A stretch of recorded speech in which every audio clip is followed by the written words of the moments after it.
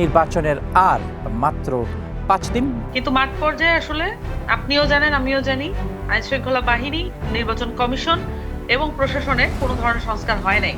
নির্বাচন 12 তারিখে নির্বাচন হবে কি হবে না এ নিয়ে কোনো সংশয় আছে কিনা? জনগণের ট্যাক্সের অনেক টাকা নষ্ট হয়েছে এই প্রস্তুতি নিতে।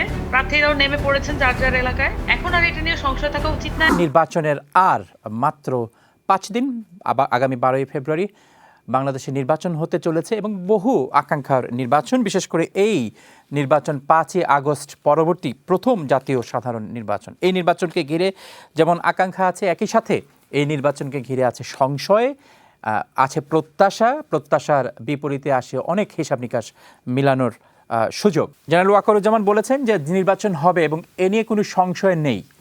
আদৌ কি কোনো সংশয় আছে সামান্তা?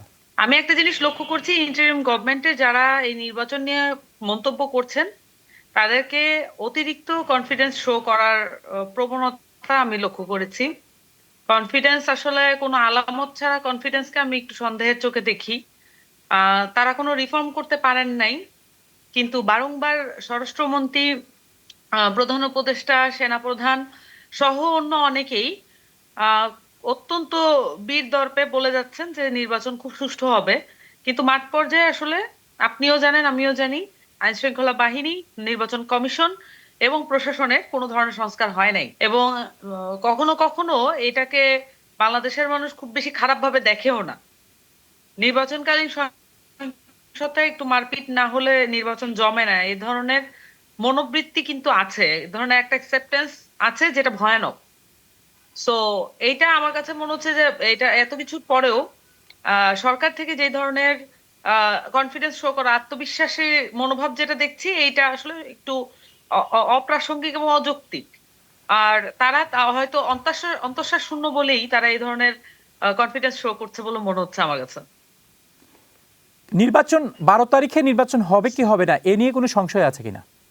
সংশয় থাকা উচিত না। আমিও দেখতে পাচ্ছি যে সবাই মোটামুটি মানে আগে খুব প্রশ্নটা আসতো, আপনি যে প্রশ্নটা করেছেন এটা খুব ফ্রিকুয়েন্টলি পেতাম, ইদানিং কম পাচ্ছি।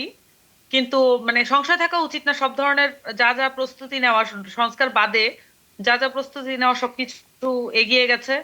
জনগণের ট্যাক্সের অনেক টাকা নষ্ট হয়েছে এই প্রস্তুতি নিতে।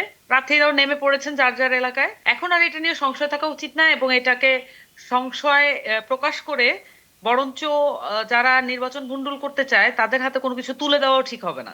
আমার কাছে মনে হয় যে নির্বাচনটা হয়তো আমরা খুব সুষ্ঠু, একদম পারফেক্ট নির্বাচন বাংলাদেশে কখনোই হয়নি, সেরকম একটা নির্বাচনকে আমরা যদি প্রত্যাশা করি সেটা সেটা হয়তো আমরা পাবো না।